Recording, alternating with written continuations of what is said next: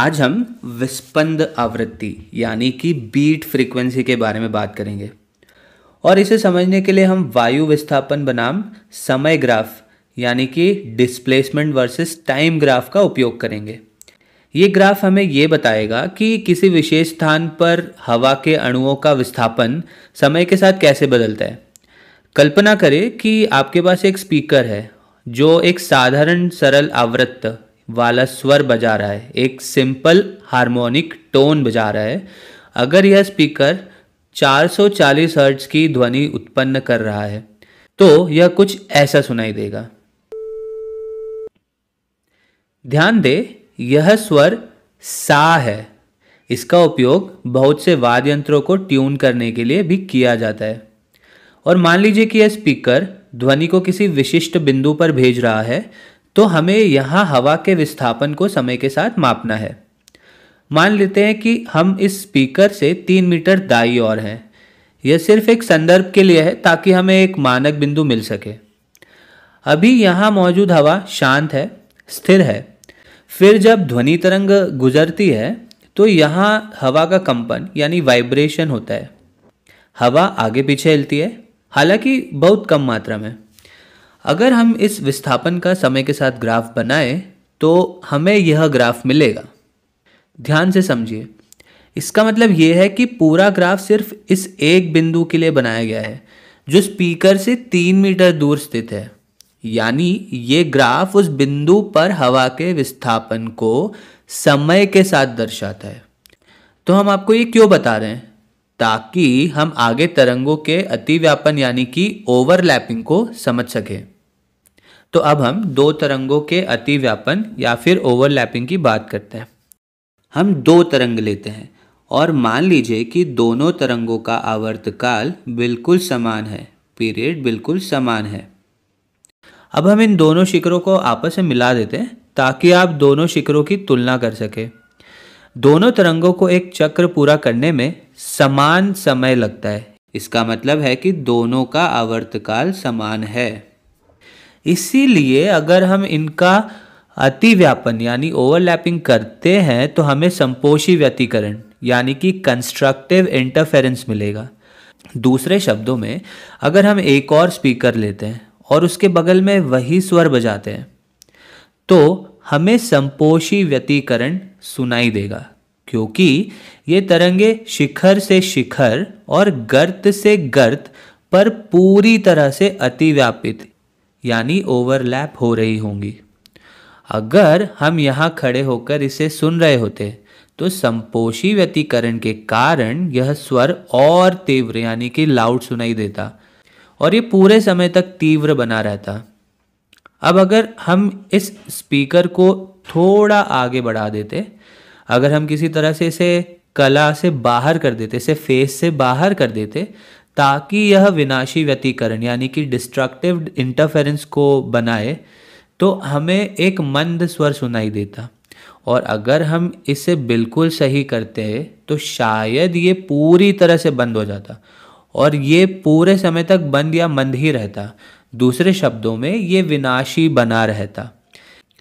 इसीलिए अगर आप दो तरंगों का अतिव्यापन करते हैं जिनकी आवृत्ति समान है, जिसका मतलब हुआ कि उनका आवर्तकाल समान है, तो ये संपोषी होगा और संपोषी बना रहेगा, या फिर विनाशी होगा और विनाशी ही बना रहेगा। अब हम एक हैरान करने वाली बात करने वाले हैं। अगर हम दो तरंगों का अतिव्यापन करें जिनका आवर्तकाल अलग अलग हो तो क्या होगा? चलिए इसे आजमाते हैं। अब हम एक अलग आवर्तकाल वाली तरंग लेते हैं। ध्यान दें कि इस तरंग का आवर्तकाल पहले वाली तरंग से अलग है। अगर हम इन दोनों तरंगों के शिखरों की तुलना करें तो ये शिखर एक दूसरे से मेल नहीं खाते। इन दो शिखरों के बीच की दूरी पहले जैसी नहीं है। ये देखना थोड़ा कठिन हो सकता है क्योंकि अंतर बहुत कम है, लेकिन अगर हम ध्यान दें तो लाल तरंग का आवर्तकाल नीली तरंग के आवर्तकाल की तुलना में थोड़ा अधिक है। ध्यान दीजिए कि लाल तरंग का आवर्तकाल लंबा है, इसीलिए इससे एक चक्र पूरा करने में अधिक समय लग रहा है। अब आप सोच सकते हैं ये अंतर तो बहुत छोटा है, तो क्या ये वास्तव में कोई बड़ा प्रभाव डालेगा? जी हाँ, बिल्कुल डालेगा। ये महत्वपूर्ण है। ये एक नए प्रभाव को जन्म देता है जिसे हम विस्पंद आवृत्ति यानी कि बीट फ्रीक्वेंसी कहते हैं। अब हम देखेंगे कि ये क्यों और कैसे होता है। अब हम इन दोनों तरंगों को एक साथ रखते हैं, ठीक है। अब मान लीजिए कि हमारे पास दो स्पीकर है। दूसरे स्पीकर में पहले स्पीकर से लगभग समान लेकिन थोड़ी सी अलग आवृत्ति वाली ध्वनि बज रही है। अब देखते हैं कि क्या होता है। हम यहाँ से शुरू करते हैं। तो शुरू में दोनों तरंगे बिल्कुल एक ही फेज में है। उनके शिखर एक दूसरे के ऊपर अतिव्याप्त होते हैं, इसलिए यहाँ संपोषी व्यतिकरण यानी कंस्ट्रक्टिव इंटरफेरेंस होता है। ये तरंग दूसरी तरंग के साथ मिलकर संपोषी व्यतिकरण उत्पन्न करती है।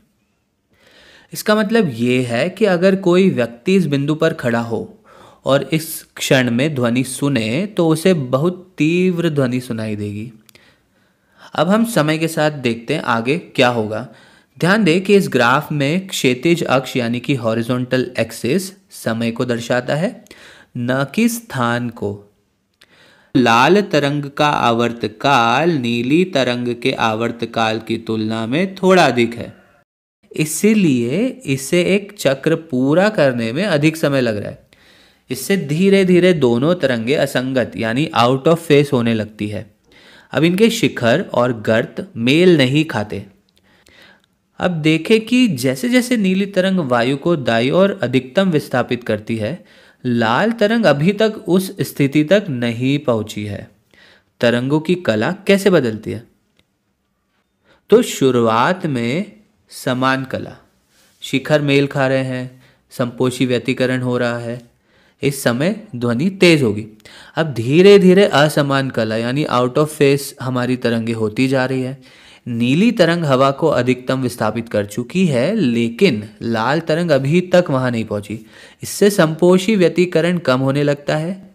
धीरे धीरे ये कम संपोषी होता जाता है और फिर एक समय के बाद ये पूरी तरह विनाशी यानी डिस्ट्रक्टिव हो जाता है। जब शिखर और गर्त पूरी तरह उलट जाते हैं तो विनाशी व्यतिकरण होता है। अब ध्वनि मंद हो जाती है, सॉफ्ट हो जाती है। और यदि संरेखण पूरी तरह सटीक हुआ तो ये पूरी तरह शांत हो जाएगी, पूरी तरह से बंद हो जाएगी, आपको सुनाई नहीं देगी। कुछ समय बाद फिर से संपोषी व्यतिकरण होगा। अब नीली तरंग ने लाल तरंग की तुलना में एक पूरा अतिरिक्त चक्र पूरा कर लिया। अब दोनों तरंगों के शिखर फिर से मेल खाने लगे। अब ये फिर से संपोषी हो जाते हैं और ध्वनि तेज हो जाती है। धीरे धीरे ध्वनि तेज होती है, फिर मंद होती है और ये चक्र बार बार दोहराया जाता है। यही विस्पंद यानी बीट्स कहलाते हैं। ध्वनि में आवधिक यानी कि समय के साथ उतार चढ़ाव विस्पंद को प्रोड्यूस करते हैं, विस्पंद को बनाते हैं।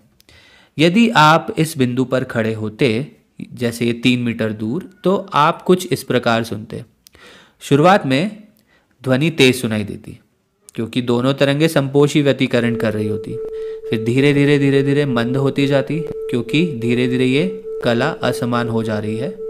फिर कुछ देर बाद ध्वनि फिर से तेज हो जाती क्योंकि दोनों तरंगे फिर से समान कला में आ जाएंगी। इस ध्वनि के धीरे धीरे तेज और मंद होने की प्रक्रिया को विस्पंद आवृत्ति यानी कि बीट फ्रीक्वेंसी कहते हैं। इसे कभी कभी सिर्फ विस्पंद भी कहा जाता है। यह संगीत में ध्वनि का तेज और मद्दा होने जैसा अनुभव करवाता है। अब आइए इसे सुनकर समझते कि यह प्रभाव कैसा लगता है। सबसे पहले हम सा स्वर बजाते हैं, सुनिए। यह स्वर 440 हर्ट्ज की आवृत्ति पर बज रहा है, यानी ये एक विशिष्ट आवृत्ति वाली ध्वनि है। अब थोड़ा अलग आवृत्ति वाली स्वर बजाते हैं। ये 443 हर्ट्ज की आवृत्ति पर बज रहा है। ये थोड़ा अलग है लेकिन आपको सुनने में लगभग समान लगता है। लेकिन जब हम दोनों को साथ में बजाएंगे तो आप सुनिएगा, सुनिए। अब आपको एक कंपन, एक वॉबल सा सुनाई देने लगेगा। ये धीरे धीरे तेज और मंद होता है। यही विस्पंद आवृत्ति यानी बीट फ्रीक्वेंसी कहलाती है। अब इसे रोकते हैं। हमने विस्पंदों को सुना और महसूस किया। जब भौतिकविद विस्पंद आवृत्ति या विस्पंदों की बात करते हैं तो वे वास्तव में ध्वनि की तीव्रता यानी लाउडनेस में होने वाले बदलाव की बात कर रहे होते हैं। जब दो अलग अलग आवृत्ति वाली तरंगे एक साथ बजती है तो हमें ये कंपन सुनाई देता है। ध्यान दीजिए कि ये प्रभाव केवल तब होता है जब दो तरंगों की आवृत्ति अलग अलग होती है। अब यदि हमें विस्पंद आवृत्ति निकालनी हो तो हम क्या करेंगे? अगर हमें ये जानना हो कि प्रति सेकंड कितने कंपन है तो हम कैसे करेंगे? तो इसके लिए कितनी बार ध्वनि संपोषी व्यतिकरण से विनाशी व्यतिकरण में बदलती है और फिर वापस संपोषी हो जाती है, ये हमें पता करना होगा। यदि ये प्रक्रिया धीमी है यानी ज़्यादा समय में हो रही है तो विस्पंद आवृत्ति कम होगी, प्रति सेकंड कम विस्पंद सुनाई देंगे। लेकिन यदि ये प्रक्रिया तेज है यानी कम समय लग रहा है तो विस्पंद आवृत्ति अधिक होगी, प्रति सेकंड अधिक विस्पंद सुनाई देंगे। अब सवाल यह है कि विस्पंद आवृत्ति जिसे हम FB से दर्शा रहे हैं उसको निकालने का तरीका क्या है। यदि ध्वनि प्रति सेकंड 20 बार संपोषी व्यतिकरण से वापस संपोषी व्यतिकरण की अवस्था में आ जाती है तो विस्पंद आवृत्ति 20 हर्ट्ज होगी। इसका मतलब ध्वनि 20 बार तेज और मंद होगी। इस वीडियो में हम सिर्फ सूत्र देखेंगे, हम सिर्फ फॉर्मूला देखेंगे और अगली वीडियो में हम इसे डिराइव करेंगे। तो हम दोनों तरंगों की आवृत्ति देखते हैं। पहली तरंग की आवृत्ति को F1 मान लेते हैं, दूसरी तरंग की आवृत्ति को F2 मान लेते हैं। फिर हम बस F1 को F2 से घटा देंगे और बस मिल गई विस्पंद आवृत्ति, यानी FB बराबर F1 माइनस F2। लेकिन अब आप सोच सकते हैं कि रुकिए, अगर F1 जो आवृत्ति है वो छोटी हो और F2 आवृत्ति बड़ी हो तो फिर तो हमें एक ऋणात्मक विस्पंद आवृत्ति मिल जाएगी। इसीलिए हम सूत्र में हमेशा एक निरपेक्ष मापांक चिन्ह यानी एब्सोल्यूट वैल्यू साइन लगाते हैं, जिससे हमें जो भी वैल्यू मिलेगी वो पॉजिटिव या धनात्मक हो जाएगी। इसके अलावा आप चाहे तो बड़ी आवृत्ति में से छोटी को घटा सकते हैं, ऐसा भी आप कर सकते हैं, उससे भी आपको एक धनात्मक वैल्यू ही मिलेगी। अब ये स्पष्ट करना बहुत ज़रूरी है कि जब हम दो अलग अलग ध्वनि तरंगे बजा रहे हैं तो हमारे कान वास्तव में केवल एक ही ध्वनि सुन सकते हैं, एक ही तरंग को सुन सकते हैं, जो कि इन दोनों तरंगों से मिलकर बनी है। ये तरंगे एक दूसरे पर अतिव्यापित होती है, ओवरलैप्ड होती है। हम इस पूरी प्रक्रिया को तरंग व्यतिकरण के माध्यम से समझ सकते हैं। हम जानते हैं कि कुल तरंग किसी विशेष समय में प्रत्येक तरंग के योग के बराबर होती है। तो यदि किसी समय पर हम प्रत्येक तरंग के मान को ले और उसे जोड़ दें तो हमें कुल तरंग प्राप्त होगी। ये कैसे दिखेगी? कुल तरंग कुछ इस तरह दिखेगी। यदि हम इसे जोड़ें तो हमें एक तरंग मिलेगी जो यहाँ इस हरी तरंग की तरह दिखती है, यहाँ वे मिलकर 2 गुना हो जाती है और फिर बीच में लगभग 0 हो जाती है और फिर ये यहाँ पर वापस से बड़ी हो जाती है जुड़कर। यदि आप केवल कुछ तरंगों को देखें तो ये एक बड़े आयाम यानी एम्पलीट्यूड के साथ शुरू होगी, फिर धीरे धीरे कम होती जाएगी और फिर ये दोबारा बड़े आयाम वाली हो जाएगी। यानी कि जब दोनों तरंगे पूरी तरह संपोषी व्यतिकरण में होती है तो वे जुड़कर एक बड़ी तरंग बनाती है और कुल तरंग का आयाम दुगना हो जाता है। और जब दोनों विनाशी व्यतिकरण में होती है तो वे लगभग एक दूसरे को रद्द कर देती है, कुल तरंग का आयाम लगभग 0 हो जाता है और आपको मंद ध्वनि सुनाई देगी। जब हम विस्पंद आवृत्ति की बात करते हैं तो ये ग्राफ बहुत आम होता है। जब दो अलग अलग आवृत्ति वाली तरंगें जोड़ी जाती है तो ये कुल तरंग को समय के साथ दर्शाता है। चूँकि ये संपोषी से विनाशी और फिर से संपोषी व्यतिकरण में बदलती रहती है, इसलिए हमें ध्वनि तेज, फिर मंद और फिर तेज सुनाई देती है। अब एक उदाहरण देखते हैं। मान लीजिए हमारे पास एक बांसुरी है और ये 440 हर्ट्ज की आवृत्ति पर ध्वनि उत्पन्न कर रही है। और मान लीजिए हमारे पास एक शहनाई भी है। अब जब संगीतकार कोई वाद्य यंत्र बजाते हैं तो वे सुनिश्चित करना चाहते हैं कि उनका संगीत सुर में हो ताकि ये सुनने वाले को सुखद लगे। अब मान लीजिए कि बांसुरी सा नोट यानी 440 हर्ट्ज का नोट बजा रही है। अब शहनाई को भी सा नोट पर बजाने की कोशिश की जाएगी, लेकिन ऐसा हो सकता है कि जब दोनों एक साथ बजे हमें कुछ विस्पंद आवृत्ति सुनाई दे। मान लेते हैं कि हमें 5 हर्ट्ज की विस्पंद आवृत्ति सुनाई दे रही है, यानी प्रति सेकंड 5 बार ध्वनि तेज और मंद हो रही है। ये संकेत करता है कि दोनों वाद्य यंत्रों की आवृत्तियाँ थोड़ी अलग अलग हैं। यदि आपने कभी वाद्य यंत्र को सुर में लाने की कोशिश की हो, उनको ट्यून करने की कोशिश की हो, तो आप दो समान स्वर यानी सेम नोट्स की तुलना करते हैं। अगर वे थोड़े अलग अलग होते तो आपको विस्पंद सुनाई देंगे, बीट्स सुनाई देंगे, लेकिन जैसे जैसे आप सही सुर की ओर जाते हैं विस्पंद भी कम होते जाते हैं। जब विस्पंद पूरी तरह समाप्त हो जाते तो दोनों वाद्य यंत्र समान आवृत्ति पर होते हैं। लेकिन इस मामले में ये सुर में नहीं है, क्योंकि अभी हमारे पास हमने जैसे कहा 5 हर्ट्ज की विस्पंद आवृत्ति हमें सुनाई दे रही है। अब प्रश्न ये कि शहनाई की दो संभावित आवृत्तियाँ क्या हो सकती है। तो आप ध्यान दीजिए, एफ बी होगा, एफ बी यानी विस्पंद आवृत्ति होगी एफ बांसुरी माइनस एफ शहनाई, जहाँ पर हमें पता है कि एफ बी है 5 हर्ट्ज यानी 5 हर्ट्ज और बांसुरी की आवृत्ति है 440 हर्ट्ज। अब शहनाई की आवृत्ति या तो 440 प्लस 5 यानी 445 हर्ट्ज हो सकती है, या फिर 440 माइनस 5 यानी कि 435 हर्ट्ज हो सकती है। अब सवाल यह है कि शहनाई वादक कैसे तय करेगा कि आवृत्ति बढ़ानी है या घटानी है, ताकि वो उसे ट्यून में ला सके। शहनाई को कैसे ट्यून करेगा वो? तो कभी कभी इसे समझ पाना मुश्किल होता है, इसलिए वादक क्या करते हैं, वे इसे आजमा कर देखते हैं। चलिए पहली कोशिश करते हैं। मान लेते हैं कि शहनाई वादक सोचता है कि उसकी ध्वनि की आवृत्ति ज़्यादा है यानी कि 445 हर्ट्ज है, तो वो शहनाई की आवृत्ति कम करने की कोशिश करेगा। अब उसे किस चीज़ को सुनना चाहिए? अगर वे 440 हर्ट्ज के करीब आ रहे हैं तो विस्पंद यानी वॉबल्स कम होने लगेंगे। शुरुआत में तेज़ विस्पंद सुनेगा, जैसे जैसे सही आवृत्ति की ओर बढ़ेंगे तो विस्पंद धीमे होते जाएंगे, और जब सुर पूरे मिल जाएंगे तो विस्पंद पूरी तरह गायब हो जाएंगे।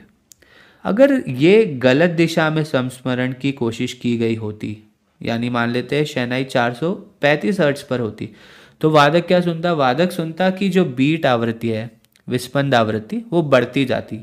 पहले 5 हर्ट्ज की आवृत्ति होती विस्पंद आवृत्ति, फिर धीरे धीरे 6, 7, 8, 10 हर्ट्ज हो जाती। अब ध्वनि और असंगत होने लगेगी, तो वादक तुरंत समझ जाएगा कि वो गलत दिशा में जा रहा है, तो वो वापस सही दिशा में ट्यून करेगा और 440 हर्ट्ज तक पहुंचने की कोशिश करेगा।